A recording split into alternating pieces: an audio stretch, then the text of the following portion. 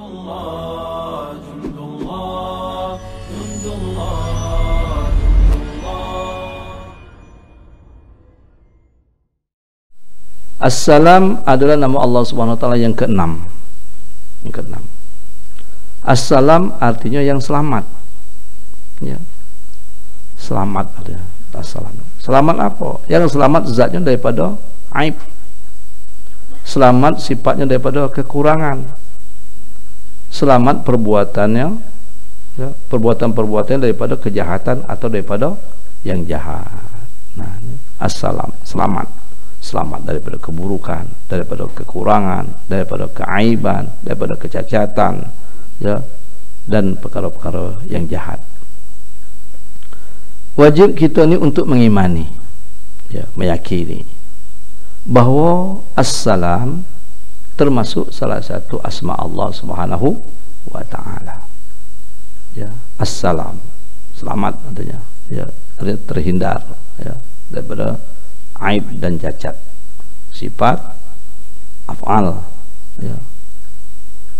Jadi wajib kita mengimani, meyakini, mengiktikadkan bahawa assalam termasuk salah satu asma Allah Subhanahu wa taala.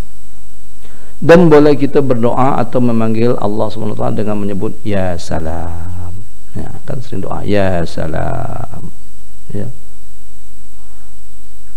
Juga wajib kita mengiktikadkan bahawa tidak ada satu pun di antara perbuatan Allah SWT yang jahat. Nah, apa yang Allah buat elok galau, apa yang Allah buat baik galau. Tidak ada perbuatan Allah tu yang dah elok. Tidak ada perbuatan Allah yang jahat. Ya, tidak Allah takdir Allah tu yang buruk, elok galau. Ya, ini kita i'tiqadkan. Ya, ini kita yakini dan kita imani bahawa tidak ada satu pun daripada perbuatan-perbuatan Allah, af'al Allah yang jahat. Ya. Tidak ada, ya. Perbuatan Allah yang jahat itu tidak ada. Ya.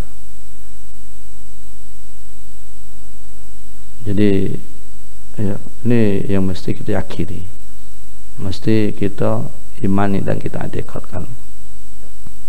Lain halnya dengan takdir. Kita wajib mengimani bahawa takdir atau qadar ada yang baik dan qadar yang buruk. Itu pun buruk itu pandangan kita.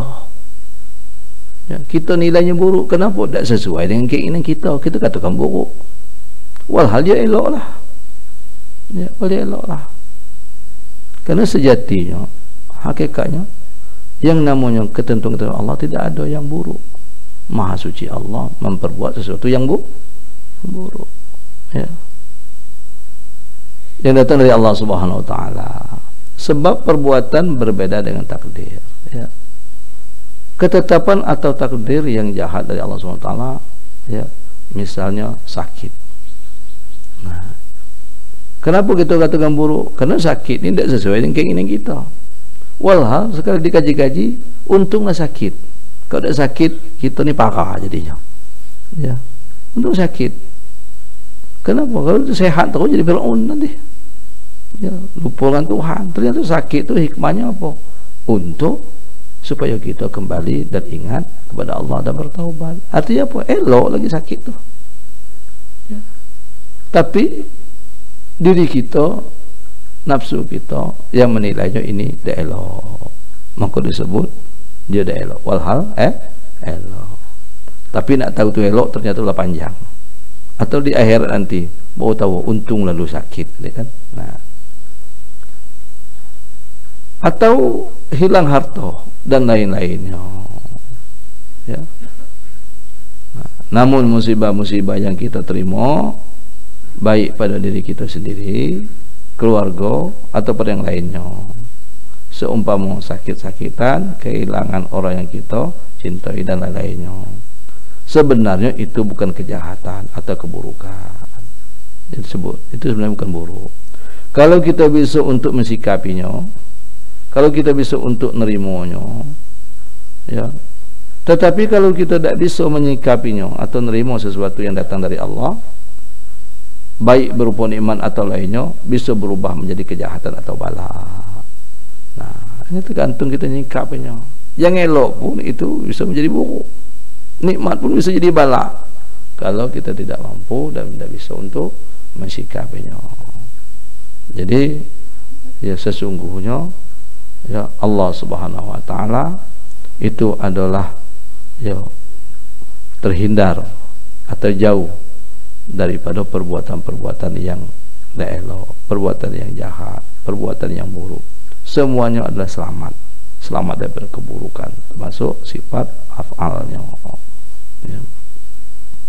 Rasulullah SAW bersabda, "Ma yusibul mu'min min nasabin wala wasabin wala hammin hatta syaukata yusyakuha illa wa kaffarallahu bihi min sayyiatihi."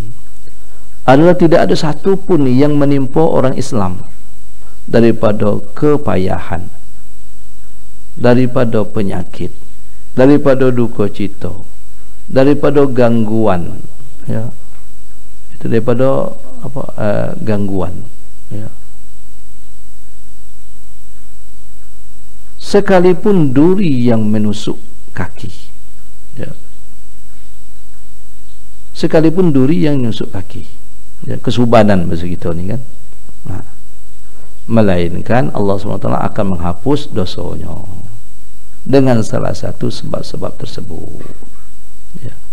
Apapun yang menimpa kita, yang kita pandang itu adalah satu apa kesulitan, kesusahan, namun semuanya adalah untuk ya membersihkan atau untuk menghapuskan keburukan, kesalahan dan dosa kita. Maksudnya musibah-musibah yang menimpa kepada diri kita, ya, menimpa harta kita, yang mengenai keluarga kita, itu adalah untuk ya mensehatkan atau untuk membersihkan rohani kita. Nah, ya, umpamanya kalau kita punya penyakit dalam tubuh, ini perumpamaan, lalu dioperasi oleh seorang dokter, apakah perbuatan dokter itu bisa kita katakan jahat? Ya, kita dioperasinya, dibedah badan kita, ya, sehingga berdarah, ya, kemudian dijahitnya pula, ya, apa kita katakan dokter ini jahatnya nih, ngapa aku dibedahnya? Ya, tentu tidak. Karena apa? Karena perbuatan dokter ini adalah satu kebaikan. Untuk apa? Untuk menyehatkan tubuh kita. Nah, demikian juga Allah Subhanahu wa taala. Apabila Allah memberikan satu musibah, satu ujian, satu bala, satu penyakit, ya, lain tidak adalah untuk mensehatkan rohani kita. Allah ingin menyehatkan rohani. Dari apa? Dari penyakit-penyakit yang disebabkan oleh dosa-dosa yang kita lakukan. Jadi semata-mata itu adalah satu kebaikan Tuhan. Ya, semata-mata itu adalah kebaikan Tuhan. Nah, jadi apapun yang Allah jatuhkan, hukumkan, timpa kepada kita, semuanya baik. Jadi apa? Alhamdulillah. Tidak ada keburukan dari Tuhan, tidak ada. Semuanya elok. Sekalipun dalam pandangan kita ini berat, sekalipun dalam pandangan kita ini menyakitkan, sekalipun dalam pandangan kita ini menyusahkan, tapi sesungguhnya semuanya adalah untuk kebaikan kita. Ada kalanya untuk masalah batin atau rohani kita. Nah, bahkan sampai tadi dikatakan dalam satu hadis, ya, apapun yang menimpa kita, apapun yang kita alami, apakah kesulitan, penyakit, kesedihan, gangguan orang, bahkan tertusuk duri sekalipun, itu adalah akan menghapuskan dosa-dosa kita. Kita tersandung, nah, kan, lepas kuku kita, ya, tersandung, ya, tercucuk paku, tercucuk beling, itu adalah tetap anugerah Tuhan. Ya, kenapa? Allah ingin membersihkan diri kita, Allah ingin menghapuskan dosa-dosa kita. Jadi apapun kita selalu ucapkan alhamdulillah. Kenapa? Allah assalam, Allah selamat, ya, daripada keaiban, apakah zatnya, sifatnya maupun perbuatan Allah Subhanahu wa taala. Nah, memang terkadang untuk memahami ya ataupun untuk menjalani sesuatu yang tidak sesuai dengan kita itu baru tahu itu baik ketika waktunya berjalan panjang ya. Nah, seorang pebisnis tiba-tiba bangkrut. Nah, kenapa bangkrut? Elok berarti ya, rugi baik berarti ternyata ada satu hikmah yang akan Allah selamatkan terhadap diri kita ya, atau hal-hal yang lain. Nah, sebelum Nabi sallallahu alaihi wasallam ya, dikisahkan bahwa ada seorang sahabat Rasulullah sallallahu alaihi wasallam. Seorang sahabat masuk Islam di masa jahiliyah. Ia mempunyai kenalan seorang perempuan sahabat ya. Dia masuk Islam, tetapi di masa jahiliyahnya dia punya kenalan seorang perempuan ya. Setelah ia masuk Islam, dia ikut Nabi hijrah ke Madinah, dan perempuan itu pun akhirnya juga masuk Islam ya. Suatu hari sahabat tadi bertamu dengan perempuan tersebut ya. Jadi suatu ketika sahabat yang sudah masuk Islam itu bertamu kepada perempuan tersebut yang sudah masuk Islam juga. Kemudian mereka bincang-bincang ya. Selesai itu perempuan tadi meninggalkan tempat itu. Adapun sahabat tadi sambil berjalan ia terus memandang kepada perempuan itu, sehingga dahinya itu membentur dinding karena nengok apa sambil berjalan, nengok sahabatnya kawannya perempuan tadi, akhirnya nemu dinding dia, dan akhirnya membuat dahinya keningnya itu ya bengkak benjol jadinya. Kemudian ia datang kepada Rasulullah SAW dan menceritakan kejadiannya yang dialaminya ya. Dia ketemu dengan kawan lamanya ya, sahabat lamanya masuk jahiliyah dulu, tapi dia sudah masuk Islam ya. Kemudian dia ya bincang-bincang lah. Selepas bincang katanya kan, perempuan ini meninggalkan dia, sambil dia berjalan nengok terus seperti ini tadi, akhirnya nemu dinding, lalu ya bengkak atau benjol keningnya. Lalu Rasulullah SAW pun berkata, "Iza aradallahu bi'abdin khairan ajjala uqubatahu fid dunya." Ini hadis Rasulullah. Apabila Allah SWT menghendaki dengan hambanya menjadi orang yang baik, kalau Allah menginginkan, Allah menghendaki hambanya itu menjadi baik, maka Allah SWT segerakan, Allah SWT langsung segerakan hukumnya dalam dunia ya, langsung disegerakan. Itu kalau Allah menghendaki baik. Akhirnya apa? Nomor dinding tadi membuat dia sadar, membuat dia ingat ya, bahwa memperhatikan dan oleh itu satu keburukan.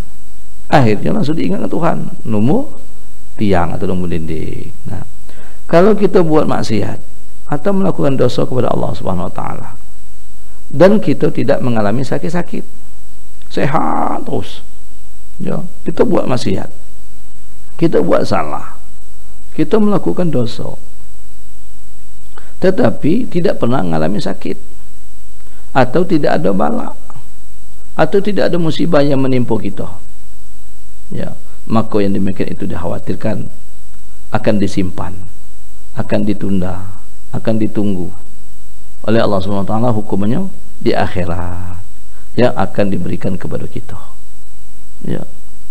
Orangnya kemarin semayang tidak, puasa tidak, degil pula, tapi kau ni tidak pernah sehat, tidak pernah sakit, walhal gawe kau ni bukan main lah ya, duit banyak. Ini ada orang berkata ini tidak adil Tuhan ni kan. Kenapa kan? Dia ni degil, semayang tidak, gawe berjudi, gawe mau mabuan, tapi sakit tidak pernah, duit ni banyak. Ada adil Tuhan ni aku ni macam mana kan? Itu memang sengaja Allah tunda, Allah simpan. Ngapa? Supaya esok enak ngazabnya di akhirat sekaligus. Dan itu namanya istidrat. Nah, kita ni ya merasa dekat kepada Tuhan, melakukan perintah-perintahnya, solat, puasa kemudian zikir, ya. Tapi ada behalnya dia kan. Nah, tanda Allah nak membersihkan supaya apa? Di akhirat lagi tak kena lagi. Itulah di dunia sudah. Ada behalnya, sakit inilah, sakit itulah. Itu adalah bentuk daripada kasih sayang Allah. Kenapa? Habislah di dunia ni. Ketika Allah ingin menghendaki seorang itu baik, Allah segerakan ya, balasannya di dunia ni supaya di akhirat kita ketik lagi. Nah, jadi tetap apa? Alhamdulillah. Ya, apa pun masalahnya, apa pun halnya, ya. Berat terus perasaan kau kan. Asyik betul-betul buntun-buntun kan. Nah, semata-mata Allah ingin menyelamatkan kita. Allah ingin membersihkan kita. Allah sayang kepada kita. Muka disegerakan Tuhan. Ya, di situ pun hikmahnya supaya kita cepat kembali kepada Allah. Supaya di akhirat nanti tidak ada lagi siksa. Kenapa lah sudah di dunia ni? Nah, orang yang tidak pernah ya ditimpa musibah-musibah, tak pernah kena sakit-sakit, ini khawatir kan istidrat, dan memang sengaja ditunda, disimpan, nanti di akhirat baru disiksa. Nah, auzubillah ya. Jadi apapun yang nimpa diri kita itu adalah kebaikan Allah Subhanahu wa ta'ala, walaupun dalam pandangan kita itu adalah sesuatu yang tidak enak ya, yang berat dalam pandangan kita, tapi yakinilah itu adalah satu kebaikan dari Allah Subhanahu wa ta'ala. Tidak ada perbuatan Allah yang jahat, tidak ada perbuatan Allah itu yang buruk, semuanya adalah elok. Maha suci Allah melakukan sesuatu yang tidak pantas, yang tidak faedah, yang sia-sia ataupun yang buruk. Jadi rukun iman yang keenam itu beriman kepada Allah ya, dengan takdirnya, khairihi wa khairihi, yang baik dan yang baiknya. Nah, tidak ada lagi. Jadi apapun alhamdulillah ya. Apalagi nyebut tidak adil Tuhan ini, jangan ya. Nah. Kemudian menyikapi musibah bagaimana ya, musibah yang sering kita alami, yang sering nimpa kita, bermacam-macam, diri kita, harta kita, keluarga kita, anak kita, semuanya kita dihadapkan dengan perkara musibah-musibah. Setiap musibah yang datang menimpa mesti kita cermati atau kita sikapi dengan baik. Apapun musibahnya kita cermati dan kita sikapi dengan baik. Para ulama mengatakan setiap musibah yang menimpa kita, apabila kita sikapi dengan ridha kepada Allah Subhanahu wa ta'ala, maka itu akan menaikkan martabat atau derajat, atau menaikkan kedudukan kita di sisi Allah Subhanahu wa ta'ala. Ada satu musibah ya, yang kita alami, yang menimpa diri kita, kemudian kita sikapi dengan ridha, kita nerima, kita senang hati menjalaninya, bahwa ini adalah musibah dari Allah Subhanahu wa ta'ala. Akhirnya kita sudah ridha, ini adalah ketentuan Allah, kita senang hati menjalaninya dan sabar dalam memikulnya. Ketika ini kita lakukan, maka dia akan meninggikan dan menaikkan martabat kita, kedudukan kita di hadapan Allah Subhanahu wa ta'ala ya. Juga setiap musibah yang menimpa, apabila kita sikapi dengan sabar, maka akan menghapuskan dosa-dosa kita ya. Begitu juga para wali-wali itu, para nabi-nabi, mereka lebih berat lagi ya ujian dan musibahnya. Maka disebutkan asyadun nas balaan al-anbiya, sumal auliya, sumal amsal fal amsal. Paling berat ujian itu, paling berat cobaan itu, paling berat bala itu adalah para nabi-nabi ya, para nabi-nabi. Bayangkan nabi-nabi itu ya, kita tengok Nabi Musa macam mana ujian, cobaan dan balanya berat. Dari dalam perut itulah diburu oleh Fir'aun, masih bayi, bukan terlahir, masih dalam perut ya. Nak hadir ke dunia pula susah ya, karena Fir'aun mendapatkan satu dapat wangsit lah katanya kan, dapat petunjuk bahwa akan lahir seorang laki-laki akan mengalahkan dia. Nah, dia mulai rasa cemas dan takut, ini gawat nih ya. Belum lahir lagi, tapi ada seseorang laki-laki yang bakal lahir, bahwa yang lahir ini akan mengalahkan dia. Ya, akhirnya apa? Karena rasa cemas, rasa takut ini ada yang akan mengalahkan dia. Akhirnya didata. Ya, didata semua perempuan-perempuan yang hamil. Ya, setiap RT didata ada berapa orang. Nanti kalau lahir tengok. Kalau laki-laki bunuh. Kalau perempuan dia biarlah. Begitu terus. Jadi banyak apa pasukan-pasukannya yang untuk mensensus, mendata siapa perempuan hamil. Ya. Kenapa? Rasa takut, rasa cemas itu sudah ada, bahwa cabang bayi yang akan lahir ini yang akan mengalahkannya. Ya, bukan main Nabi Musa itu nak melahirkannya sembunyi-sembunyi. Ketika terlahir langsung dihanyutkan di batang hari. Ya, dari kecil sudah menderita.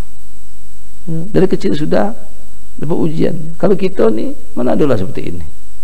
Ya, dari dalam hamil pun istri pun di OSG. Nah, bagi makanan, beri minuman, beri vitamin, semuanya. Terlahir bukan main disambut, terlahir bukan main, ya, gembira, ramai. Ya. Nabi Musa seorang nabi, seorang rasul. Ya, susah seperti apa. Jadi kita ni ujung kuku pun belum dengan para nabi-nabi. Ya. Terlahir bagaimana? Dihanyutkan di batang hari itu sampai sekian lamanya. Ya. Dipungut pula oleh bini daripada Firaun, dibesarkan di tengah-tengah apa Firaun. Lebih berat lagi apa? Disuruh untuk menyadarkan orang yang sudah membesarkannya. Nah, akhirnya diburu. Ya, sampai lari-lari sampai ke negeri Madian sana, menjadi satu buronan Firaun. Ya, kembali lagi untuk ya memberikan apa nasihat, memberikan mengajak kepada kebaikan. Ya. Dan dihadapkan dengan bermacam-macam ujian cobaan. Tak terkira lah Nabi Ibrahim seperti apa, ya, kasus yang sama menghadapi raja yang sangat kejam, raja yang zalim, ya, sama bahawa dalam perut pun sudah diburu, lahir di tengah hutan dalam gua sendirian, tak ada yang awani, sendirian lah. Kebanyakan susahnya mulai dari kecil, dari bayinya sudah susah. Ujian cobaan itu berat. Nabi Yusuf apa lagi, ya, bagaimana Nabi Yusuf alaihissalam lagi kecil pun sudah didengkihi oleh saudara-saudara sendiri sehingga dimasukkan ke dalam sumur. Ya, dikatakan kepada ayahnya pura-pura bahwa dimakan serigala. Waktu kami main-main kami tidak sanggup untuk jaganya, kami lengah sehingga ditekan serigala. Ya, walah dimasukkan sumur, bukannya sebentar, semua lama. Ya, kemudian ya, ketika ada seorang apa saudagar yang melewati, ya, dari sumur itu, ngambil sumur airnya, ternyata ada Nabi Yusuf, bawa ke pasar, ya, dijual pula, dijual orang, ya, berapa lama jadi budak. Kemudian dalam apa ketika di dalam dengan Zulaikha itu dapat fitnah pula, masuk penjara pula, sampai berpuluh-puluh tahun masuk dalam penjara tuh. Ya. Bukan main. Ya, satu perjalanan hidup yang sangat berat. Ya. Sekian puluh tahun itu, hampir 40 tahun itu perjalanan itu. Dari kecil, ya, pada ya memang akhirnya Allah balas ujian cobaan itu menjadi satu kebaikan, kenikmatan. Ya, yang awalnya dia seorang budak yang diperjualbelikan, ya, menjadi seorang menteri, apa, raja ketika itu. Nah, tapi ujian dan cobaan yang sangat hebat, bukan sebentar. Ya, jadi asyadun nas balaan al anbiya, yang paling berat ujian cobaannya adalah para nabi. Sumal aulia, kemudian para wali-wali itu kita jangan enak katakan wali, ujian cobaannya zahir dan batinnya. Ya. Sumal amsal pel amsal, kemudian orang-orang yang ingin mencontohi dan mengikuti jejak Nabi dan para wali itu, ya harus siap dengan ujian dan cobaan. Jangan kita berpikir enak, damai, tidak ketik apa ujian dan cobaan berat, ya, untuk mencapai kedudukan yang tinggi di hadapan Allah. Jadi semakin besar ujian semakin baik, semakin banyak ujian semakin elok. Yang takutnya pada ketik ujian dan cobaan, nah ini malah kita takut, ada apa nih sehingga tidak diuji dan tidak dicoba. Maka orang sufi itu ketika 40 hari tidak diuji, dia mohon kepada Allah, ya Allah, dosa aku ini besarnya, Apa yang salah aku ni Allah? Kok dalam 40 tidak ada ujian untuk aku? Jangan-jangan kau lah murka dan marah kepada aku. Kenapa? Takut istidrat. Allah membiarkan. Nah, jadi apapun yang Allah berikan, kepahitan-kepahitan, ujian-ujian, cobaan-cobaan, balak-balak, yakinilah itu semata-mata Allah sayang kepada kita. Allah menginginkan kebaikan kepada kita. Allah mau meninggikan derajat kita. Allah menghapus dosa-dosa kita. Allah ingin meninggikan kedudukan kita di sisinya. Nah, ya. Tetapi sebaliknya, setiap musibah, ujian, cobaan yang datang kepada kita, apabila kita sikapi dengan keluh kesah, ngeluh terus bawaannya, merotok tu bahasa kita ni kan, aduh aku ni dah habis-habis diuji, cobaan, segala macam ada, sakit ini, merotok terus bahasa Jambi ni, merotok namanya, ngeluh terus, ya. Maka itu adalah merupakan permulaan siksaan dari siksaan-siksaan berikutnya. Ketika kita sudah ngeluh, keluh kesah, itu awal daripada penyiksaan, awal daripada penderitaan yang akan terus menerus kita hadapi. Kenapa? Karena kita tak reda dan kita tak sabar.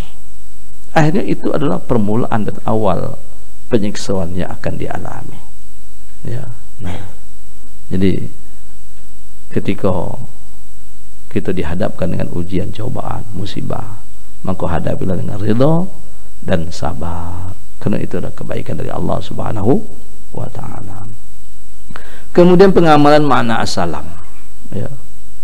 Setelah kita mempercayai, mengimani bahwa assalam adalah salah satu asma Allah Subhanahu wa taala yang artinya selamat.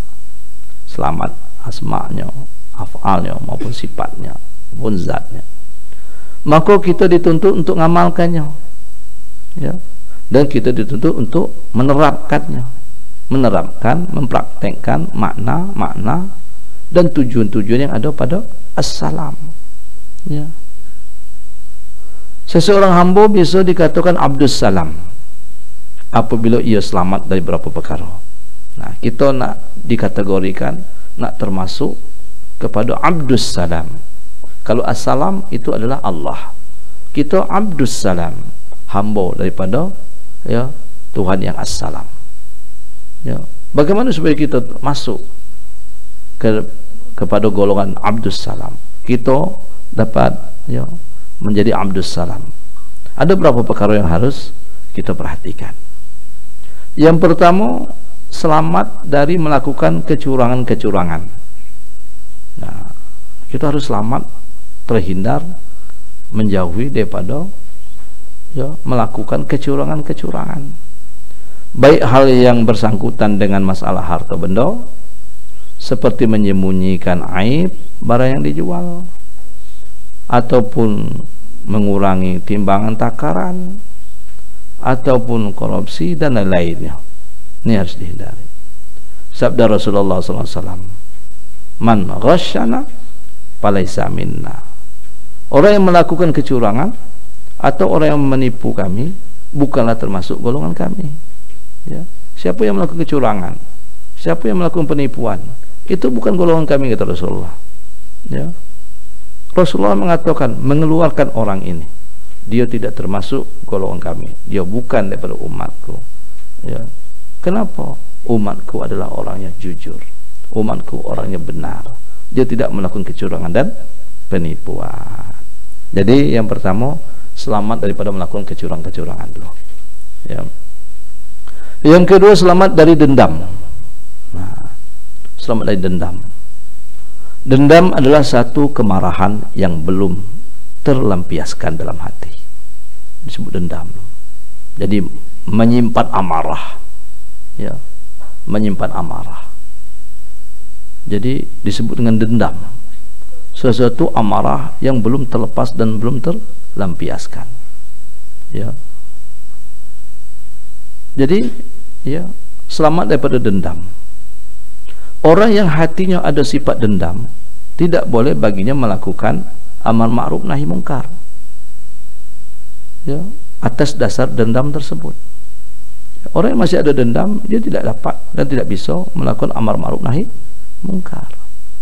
Nanti dia melakukan amar ma'ruf dengan dasar dendam, malah menjadikan dia dalam kemungkaran. Ya. Bagaimana akan melakukan amar ma'ruf nahi mungkar sementara dalam dirinya masih tersimpan dendam yang begitu besarnya, dendam yang membara, dendam kesumat yang begitu dalamnya. Ketika ini diajak amar ma'ruf nahi mungkar tidak bisa, karena dasar-dasar dendam nanti bukan kebaikan yang timbulnya, tetapi keburukan. Nampak melakukan kebaikan, tapi dia dendam, ya, melampiaskan amarahnya, melampiaskan dendamnya, maka tidak boleh. Ya. Nah, yang ketiga, selamat dari iri dan dengki. Kalau ingin dikatakan Abdus Salam, lepaskan, hindarkan, kemudian buangkan daripada iri atau dengki. Sabda Rasulullah SAW, al-hasadu ya'kulul hasanati kama ta'kulun narul khatab. Dengki, ya, kedengkian itu dia akan memakan kebaikan, dia akan melahap kebaikan kita, ya, dia akan melumat kebaikan kita, dia akan menghancurkan kebaikan kita, sebagaimana api yang membakar, yang memakan kayu bakar yang kering. Ya, rawahu Ibnu Majah. Ketika dalam diri kita ada kedengkian, ada hasad namanya, maka kebaikan-kebaikan itu akan dilalap dan dilumatnya, akan dimusnahkan dan dihancurkannya, sebagaimana api ketika membakar kayu-kayu yang kering, habis semuanya, jadi debu, dan debu pun ditiup angin, hilang semuanya. Kebaikan itu menjadi tidak ada bekasnya sama sekali. Kenapa? Karena dimakan, dilalap, dihancurkan, dimusnahkan oleh kedengkian-kedengkian yang ada dalam diri kita. Untuk itu, ingin menjadi seorang Abdus Salam, buang kedengkian, ya, buang kedengkian. Jadi dalam diri kita selalu menginginkan kebaikan. Apapun yang terjadi, apapun yang Allah berikan kepada saudara-saudara kita, kita adalah menginginkan kebaikan kepada mereka. Ya, kita bersyukur dan tidak ada kedengkian dalam diri kita. Ya. Nah, supaya kita termasuk orang-orang yang akan menjadi Abdus Salam. Yang keempat, selamat dari berkehendak jahat kepada orang lain. Hindari, jauhi daripada ingin melakukan kejahatan kepada orang lain. Ya. Sekalipun, ya, walaupun sedikit yang ada dalam hati kita, ya, jadi sekalipun dalam hati kita ada keinginan itu, tidak ada terlintas niat supaya orang lain rugi dan celaka. Nah, jangan ada dalam hati kita lintas ada niat, ya, bahwa orang lain itu celaka, orang lain itu menjadi rugi. Ya, ketika apa, kita saudara, sahabat, kawan, ataupun orang muslim, jangan sampai ada keinginan jahat, ada kemauan untuk jahat kepada saudara kita. Ya. Dan walaupun itu dalam lintasan hati, bahwa jangan, atau supaya orang lain itu rugi atau celaka. Ya. Dan ini harus dihindari. Nah, jadi selamat daripada berkehendak jahat kepada orang lain. Ini dalam hati itu, mudah-mudahan rugi lah dia, mudah-mudahan celaka lah dia, kan. Nah, tidak bisa jadi Abdus Salam. Ya. Ini bisa jadi didorong oleh hasad tadi. Seorang lain dapat nikmat, mudah-mudahan hancurlah, rugilah, hilanglah, yang pantas aku, kan. Nah, atau sebatas doa, sebatas keinginan, ya, bahwa orang lain itu celaka dan binasa. Ya, ini harus dihindari supaya kita termasuk kepada Abdus Salam. Apabila seorang hamba itu mampu mengamalkan 4 perkara yang tersebut tadi, maka hamba itu bisa disebut orang yang mempunyai hati yang selamat. Ya, yang selamat dari kecurangan, selamat dari dendam, selamat dari iri hati atau dengki, selamat menghadapi, ya, selamat daripada menghendaki kejahatan bagi orang lain.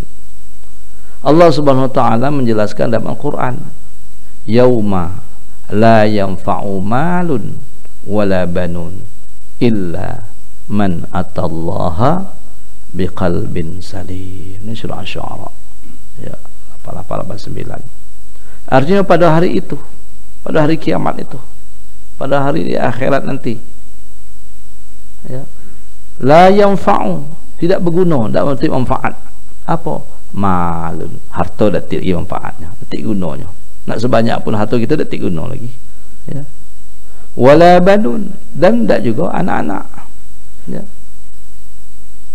Illa man atallah, melainkan orang yang menghadap kepada Allah Subhanahu wa taala biqalbin salim, dengan hati yang selamat. Itulah, ya. Illa man atallaha biqalbin salim, yauma la yanfa'u, pada hari di mana tidak ada lagi manfaat, tidak ada gunanya lagi, malun, harta, ya, wala banun, maupun anak-anak, tidak lagi, ya. Hari itu tidak lagi manfaatnya. Lalu apa hari itu? Illa man atallah, kecuali orang yang datang menghadap Allah biqalbin salim, dengan hati yang selamat. Selamat dari dendam, selamat dari amarah, selamat dari kecurangan, selamat daripada kedengkian, selamat daripada kebencian, ya, selamat daripada keangkuhan, bersih hatinya. Nah, ini yang nak kita perbaiki terus kita untuk menyelamatkan hati kita, ya, sehingga kita akan menjadi abdus salam, hamba daripada zat yang maha selamat, ya. Jadi terlebih kita saat ini, ya, banyak menghadapi perkara-perkara yang betul-betul akan menggoncangkan hati kita, ya, akan merusak hati kita, ya, akan membuat hati kita menjadi, ya, menjadi rusak. Maka cepat-cepat kita perbaiki, terus memohon kepada Allah Subhanahu wa ta'ala. Apalagi kita sekarang di bulan Ramadan ni, ya, bulan Ramadan ni satu anugerah fasilitas dari Allah Subhanahu wa ta'ala. Memang adalah untuk penyucian jiwa, pelebur dosa-dosa. Jadi segala kebaikan-kebaikan yang dilakukan dalam Ramadan ini adalah untuk menghapus, melebur dan membersihkan diri kita. Kita gunakan, ya, fasilitas dari Allah ini, anugerah dari Allah dengan semaksimal mungkin. Kita lakukan kebaikan-kebaikan dan banyak bertaubat, minta ampun kepada Allah Subhanahu wa ta'ala, sehingga diri kita benar-benar menjadi seorang sosok yang bersih nanti, seorang sosok yang suci, seperti bayi yang baru terlahir, ya, ke dunia ini. Maka disebut nanti adalah apa? Aidul Fitri, ya, kita fitrah nanti setelah menjalani, ya, sebulan daripada gemblengan didikan Ramadan ini. Karena isinya adalah pertaubatan, permohonan ampun, ya, Allah nurunkan rahmat, Allah nurunkan barakah, Allah nurunkan ampunan. Begitu banyak kita dihujani, ya, dengan kebaikan-kebaikan di Ramadan ini. Alangkah ruginya, ya, bahkan alangkah celakanya nanti ketika Ramadan berakhir, ternyata dosa kita belum diampuni. Ketika Ramadan berakhir, ternyata dosa kita belum dimaafkan oleh Allah. Kita masih dalam keadaan seorang pendosa-pendosa, ya, orang-orang yang masih penuh dengan keburukan-keburukan. Alangkah rugi dan alangkah hinanya serta celakanya. Nah, jadi lain tidak ketika seorang ingin menghadap Allah adalah dengan hati yang selamat, ya, dengan hati yang selamat. Maka dikatakan faman kana yarju liqa rabbih, barang siapa yang ingin, yang mau, yang mengharapkan ketemu, berjumpa dengan Tuhannya, falyamal amalan salihah, mesti dia melakukan kebaikan-kebaikan, amal-amal soleh. Wala yusyrik, tapi jangan ada kesyirikan, ya, fi ibadatihi, di dalam penghambaannya, ahadan, dengan satu pun juga, ya. Hati mesti bersih, hati mesti disucikan daripada keburukan-keburukan, daripada kejahatan-kejahatan. Hati mesti selamat daripada perkara-perkara yang akan merusak kita, baru layak dan pantas untuk menghadap Allah Subhanahu wa ta'ala. Ketika itu harta tidak ada gunanya, pangkat tidak ada gunanya, kemasyhuran tidak ada gunanya, anak-anak tidak ada gunanya, kecuali kita membawa hati yang selamat, hati yang bersih, atau disebut qalbun salim, menghadap Allah Subhanahu wa ta'ala. Ramadan ini sekali lagi akan membentuk kepribadian kita, akan membakar keburukan dan kejahatan kita, akan mensucikan hati kita. Teruslah kita seraya kita melakukan kebaikan dan memohon kepada Allah Subhanahu wa ta'ala. Diriwayatkan di waktu Rasulullah SAW sedang duduk-duduk dengan para sahabat, beliau berkata, ketika Rasul sedang duduk dengan para sahabat, Rasulullah bersabda, sebentar lagi akan datang seorang laki-laki ahli surga. Nah, wahai sahabat, bentar lagi akan datang seorang laki-laki yang ahli surga. Tidak berapa lama kemudian datanglah seorang laki-laki. Ya, dalam waktu mendatang seorang laki-laki. Ya, tapi sahabat dari hirau. Kenapa? Dia lihat zahir, ya, wah ini potongnya bukan ahli surga ni, sudahlah. Ya, biasa-biasa kan. Dibiarkan. Pada esok harinya Rasulullah SAW berkata lagi kepada sahabatnya, seperti perkataan tadi, ya, seperti perkataan kemarin, bahwa sebentar lagi datang ahli surga. Datang pula laki-laki, dan laki-laki itu orang kemarin lah. Tapi sahabat cuek juga. Detik potongan kalau bahasa Jambi ini kan. Nah kan, pasang gitu ahli surga ni pakai jubah, bawa tasbih gedang, kemudian imamahnya gedang, mau kemain gayanya kan. Rupanya ahli neraka tu kan, segek we rupanya kan. Nah kan, ya, gaya we cuma kan. Jadi begitulah, ya, sampai 3 hari berturut-turut. Seperti itu yang dikatakan Rasulullah, bahwa sebentar lagi ada ahli surga. Datang laki-laki, ya orang itulah cuma, ya. Tapi untuk biasa-biasa we, tidak ada sedikit pun apa nampak daripada bahasa kita Jambi ini potongan gaya orang ahli surga. Kenapa? Sederhana, ya. Dan ini berlaku selama 3 hari. Akhirnya lalu seorang sahabat yang bernama, ya, Amr bin As, ya, radhiyallahu anhu berkata, aku ingin melihat laki-laki itu ya Rasulullah. Ya, aku ingin melihat laki-laki itu. Ya. Keistimewaan apakah yang dimiliki sehingga Rasulullah SAW 3 hari berturut mengatakan bahwa ia ahli surga? Aku pengen dia, apa rahasianya? Di mana letak keistimewaan dia sehingga Nabi mengatakan sampai 3 hari berturut dia ahli surga? Tentu ada kelebihan dan keistimewaannya. Kemudian Amr bin As, ya, mengikuti sampai ke Madinah, diikuti terus kan, nak mencari tahu, ya, dan berkata kepada laki-laki tersebut, ya, akhirnya berkata, aku minta izin untuk bermalam di rumah engkau. Nah, aku minta izin supaya bisa tidur di rumah bermalam. Akhirnya Amr bin As, ya, radhiyallahu bermalam di rumah laki-laki ini. Lalu Amr bin As bertanya kepada laki-laki tersebut. Beberapa kali Rasulullah SAW mengatakan bahwa engkau ini adalah ahli surga. Apakah yang engkau amalkan, ya, sehingga engkau seperti ini? Aku tidak melihat engkau banyak semayang. Aku tengok kau biasa-biasa weh.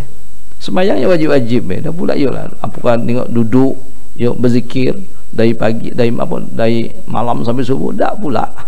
Ya, nampak biasa-biasa weh. Secara zahir yo sederhana. Kalaupun ibadah, yo, yang wajar-wajar lah, sembahyang fardu, solat sunat biasa, qabliyah ba'diyah, ya, nampak biasa weh. Tetapi Rasulullah mengatakan kau ni ahli syurga, ya, sampai 3 kali, 3 hari berturut-turut. Ya, ketika kami sedang duduk-duduk, Rasul mengatakan sebentar lagi ahli syurga datang. Ya, orang tengok potongan dia tidak pula lah kan, jadi tidak pula perhatian. Ya, besok lah macam itu juga. Lusanya lah begitu juga, bahwa engkau adalah ahli surga. Penasaran aku. Nah, laki-laki tadi menjawab, memang aku ni tak punya amalan yang banyak. Aku memang amalanku tak pula lah. Ya. bukan aku ahli puasa sunat tiap hari kan, bukan aku ni orang yang ahli zikir, bukan aku ni orang yang ahli solat, ya yang sewajar-wajar lah. Tetapi hatiku sedikit pun tidak pernah menghendaki orang lain menjadi rugi. Hatiku tidak pernah menghendaki orang lain susah. Hati aku sedikit pun tidak pernah supaya orang lain itu celaka. Dan dalam hatiku cuma ingin orang lain itu senang dunia dan akhirat. Itulah cuma keinginan aku. Macam mana orang lain itu bahagia, selamat, senang dunia akhirat. Ya. Sehingga dia selalu mendoakan, selalu dia berharap, ya. Selalu dia memohonkan kepada Allah supaya orang lain tu selamat dunia akhirat, ya, bahagia dunia akhirat. Sedikit pun di hati tidak pernah, ya, menginginkan kecelakaan, kebinasaan, ya, kesakitan kepada orang lain, ya.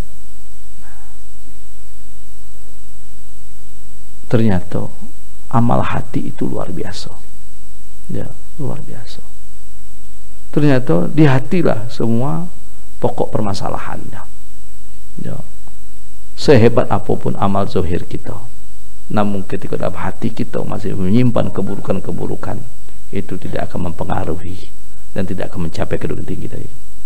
Maka Syekh Abdul Qadir Jailani pun menyatakan, ya, di dalam salah satu kitabnya, ya, tuliskan, sekalipun seseorang itu sujud selama 1000 tahun, sujud 1000 tahun lama, bahkan sujudnya di atas api pula, saking hebatnya.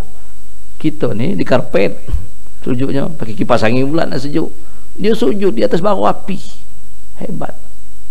Sekalipun seorang itu sujud di atas bara api selama 1000 tahun, saking hebatnya sujudnya, tetapi di hatinya masih ada kedengkian, sedikit pun Allah tidak akan mampu melihatnya, sedikit pun Allah tidak nak nolehnya, ya. Dan kenapa Allah tidak melihat sujud dia, tetapi Allah melihat hatinya. Ternyata di hatinya masih menyimpan kedengkian, maka Allah tidak peduli kepadanya. Kau nak 1000 tahun, 2000 tahun, nak seumur hidup, serah kau lah tu, aku tak peduli. Kenapa? Di hatimu masih menyimpan kedengkian. Wajar ketika seseorang ini tadi, Rasulullah mengatakan ini ahli syurga, ya, ini ahli syurga nak masuk, ini ahli syurga nak masuk. Ternyata yang dilihat Rasulullah adalah hati. Di hatinya tidak ada kedengkian, di hatinya tidak ada menginginkan orang lain celaka, apalagi nak iri, apalagi dia dendam, apalagi dia ingin kecelakaan pada orang lain, tidak ada. Bahkan dia menginginkan bawa keselamatan, kesejahteraan, kebaikan kepada orang lain, ya. Dia selalu mendoakan, dia selalu berharap, dia selalu menginginkan bahawa saudara-saudara itu selamat dunia dan akhirat. Wajar. Dia orang yang dikatakan Rasulullah adalah ahli syurga. Nah, kita ni macam mana? Ya, orang lebih dikit mulailah, ya, itu direngkihi, ya. Tak boleh orang dapat nikmat dikit dah mulai, ya, ingin diruntuhkan. Kawan dapat untung dikit mulai macam-macam, ya, busuk hati, ya. Macam mana pun hebatnya, walaupun salat malamnya itu tiap malam, ya, tak terkira berapa lagi banyak rakaatnya, zikirnya sekian banyaknya, baca Qurannya sekian banyak, tetapi hatinya masih kotor dan busuk, ya, akan tidak dilihat oleh Allah Subhanahu wa taala. Maka dalam hadis dikatakan, innallaha la yanzuru ila suwarikum wala ila ajsamikum. Allah tidak melihat kepada rupa dan bentuk kamu, ya, wala ila amalikum, tidak melihat perbuatan-perbuatan kamu. Lalu mana yang menjadi perhatian Tuhan? Walakinnallaha, tetapi Allah Subhanahu wa taala yanzuru ila qulubikum. Allah melihat kepada hati kamu. Apakah menyimpan dendam? Apakah menyimpan kebusukan? Apakah menyimpan kedengkian? Apakah menyimpan amarah? Apakah menyimpan keangkuhan? Yang lihat adalah hati kita. Nah, ternyata bahawa semuanya adalah di hati. Selamatkan hati kita. Manakala hati kita selamat, ya, zahir pun akan selamat. Jadilah kita abdus salam, ya, layak disematkan sebagai nama abdus salam, ya. Ini adalah contoh orang yang berhati selamat, ya. Kalau hati kita sudah selamat dari dengki, dari kecurangan-kecurangan, dari dendam-dendam, dan juga selamat dari berkehendak jahat terhadap orang lain, selamat daripada ingin mencelakakan orang lain. Berarti kita telah mendapatkan bahagian dari nama Allah Subhanahu wa taala As-Salam, artinya selamat. Dan berhak pula kita disebut Abdus Salam, dapat nama, dapat titel Abdus Salam. Dan ini yang nilainya adalah Allah Subhanahu wa taala. Ya, nilai Allah Subhanahu wa taala. Ya. Jadi bagaimana kita terus, ya, di samping kita mengenal nama-nama Allah, kita pun ingin berakhlak dengan akhlak Allah Subhanahu wa taala. Jadi Allah Ar-Rahman Ar-Rahim, Al-Malik, Al-Qudus, As-Salam. 6 asma.